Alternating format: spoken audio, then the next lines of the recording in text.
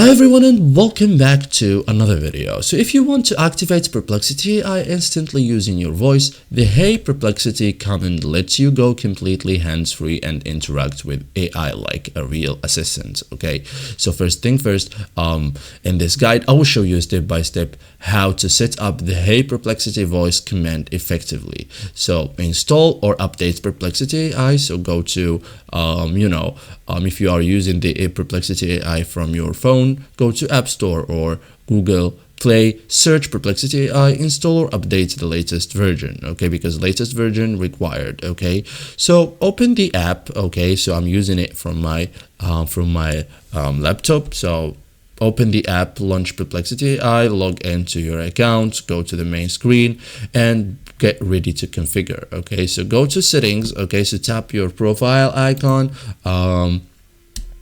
open settings. Okay, and look for voice or voice assistant. Okay, and for example from here, so mostly you will find it in your phone. Okay, so enable voice features. So turn on voice search, voice assistant if available. Okay, enable Hey Perplexity wake word.